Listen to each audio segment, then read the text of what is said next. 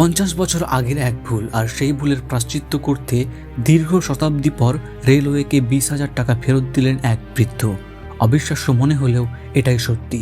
সময়টা 1978। গাজীপুরের শ্রীপুরের মফিজুল ইসলাম জীবিকার তাগিদে ট্রেনের ছাদে কাঁঠাল নিয়ে যেতেন ঢাকায়। টিকিট না কেটে দায়িত্বরতদের হাতে ধরিয়ে দিতেন মাত্র 1 টাকা। ব্যবসা চলল, জীবনও কাটল, কিন্তু বয়স বাড়ার সাথে সাথে বাড়তে থাকে অনুশোচনা। তিনি বুঝলেন সেই টাকা সরকারি কোষাগারে নয়, গিয়েছে অসাধু পকেটে। রেলওয়ে বঞ্চিত হয়েছিল তার পাওনা থেকে। এই খচখচানি দূর করতে তিনি ছুটলেন শ্রীপুর রেল স্টেশনে। নিজ থেকে হিসাব করে 20,000 টাকা পরিশোধের সিদ্ধান্ত নেন। রেলওয়ে কর্তৃপক্ষের বিশেষ রসিদের মাধ্যমে 1 এপ্রিল সেই টাকা জমা দিয়ে অবশেষে দায়মুক্তি হলেন তিনি। মফিজুল ইসলাম প্রমাণ করলেন শান্তির ঘুম কেবল সততাতেই মেলে। এমন মানুষের কথা কি ছড়িয়ে দেওয়া উচিত নয়?